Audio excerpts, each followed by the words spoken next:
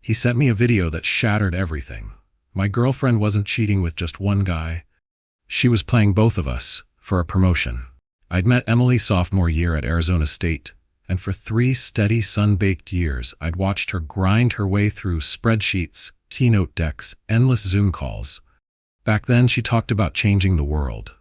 Lately she talked about changing departments. When she landed a junior project manager role at Finch & Miles Consulting in Phoenix, I convinced myself the late nights were just the price of ambition. She'd rush out of our apartment in those neutral slacks HR people love, kiss me goodbye with half her mind already in the office, and promise she'd be back before Letterman reruns. I'd order takeout, fall asleep on the couch, and wake when the door clicked after midnight. Emily whisper laughing into her phone about some formatting crisis. Jason and I finally crushed. Jason, the name became a constant, the way a leaky faucet becomes background noise. When she scrolled TikTok with me, she'd still tilt her head onto my shoulder, but sometimes the light from her screen showed this tiny smile she didn't share with me, like a joke I'd missed. And I didn't want to be the jealous boyfriend, so I drove her to team-building happy hours at the Hilton rooftop bar, high-fived Jason when he slid into the back seat, and played Uber at 1 a.m. while they debriefed the boss's latest pivot. Friday 2 weeks ago, Emily texted she'd be heads down in finance and might crash at her friend Leah's. I tossed a frozen pizza in the oven and queued up playoff highlights. At 11:07 p.m., my iPhone buzzed with an AirDrop request from a contact labeled Jason F. The preview thumbnail was a security cam angle of Finch & Miles' 6th floor conference room, an empty space lit only by the glow of downtown. Jason's message, "You deserve to know. She's been lying to both of us." I tapped accept. Emily walked in on screen, still in that oatmeal blazer, and kissed Jason like the room was theirs. No hesitation, no nervous glance at the glass walls, because apparently she knew where the cameras weren't. One hand on his tie, the other on her phone, she snapped a selfie. The clip ended. My pizza smelled burnt. Blood roared past my ears so loudly I didn't hear the smoke alarm until the buzzer hammered the apartment. I killed the oven, opened windows, and stared at the blackened crust, wondering how people in true crime podcasts always describe their shock as numb. I wasn't numb. I was volcanic. I messaged Jason, "Meet me someplace public. No drama, just truth." He suggested the 24-hour Denny's off I-17, neutral territory, soaked in fluorescent light and burnt coffee. We slid into a booth around 1 a.m., 2 guys who'd fist-bumped a week earlier, now avoiding eye contact like awkward cousins at a funeral. Jason was taller than me, Ivy League groomed, the kind of dude who says leverage, unironically.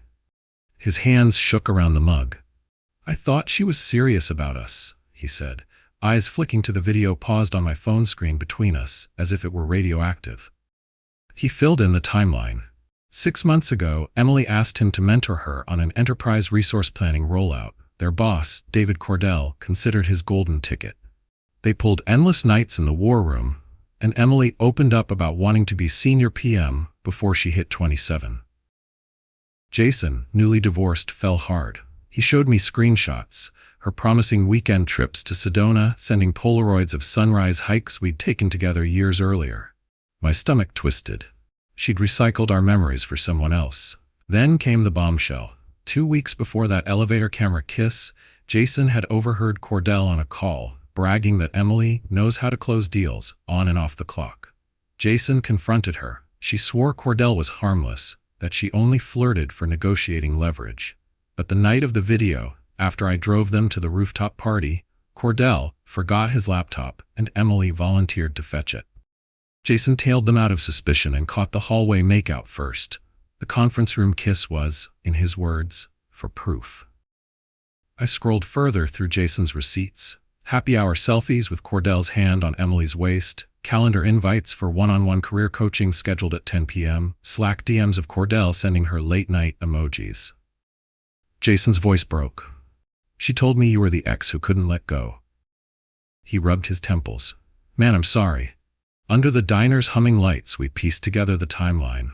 While Emily promised me stability and him romance, she was actively leading Cordell to believe she'd do what it takes for the senior role. The waitress topped our coffees. Neither of us drank. I realized betrayal didn't feel cinematic. It felt bureaucratic, like discovering someone filed the wrong expense report on purpose. I paid the check. We exchanged numbers, not for friendship but for damage control, then parted in the parking lot under buzzing sodium lamps. My car smelled of cold pizza. At 3 a.m., I deleted every photo of Emily on my phone except one of us at the Grand Canyon. I couldn't erase that cliffside sunset just yet. I collapsed onto the couch without changing, the TV still looping highlights Emily never cared about, and waited for dawn to make things real. Sleep never came. By Monday, gossip had sprinted through Finch and Miles faster than any project timeline. A recruiter friend texted me a company-wide Slack screenshot. "Congrats to our new senior PM, Emily Larson. Coffee's on her in Suite 800. There was the photo. Emily beside Cordell, trophy smile, holding a brass Finch coffee mug like she'd just won The Bachelor. She'd captioned her Instagram story, "Morning grind just got sweeter." I sat in my cubicle at a tech support gig I suddenly despised, rereading the post until it blurred. Jason called that night. HR had asked him to transfer to their Dallas branch to streamline cross-regional knowledge. Translation: relocate or resign. He sounded defeated but weirdly relieved. "She played me, man, but she'll find out Cordell's loyalty lasts only until the next promotion cycle." I wanted revenge. Post the video, tag the company, watch the fallout.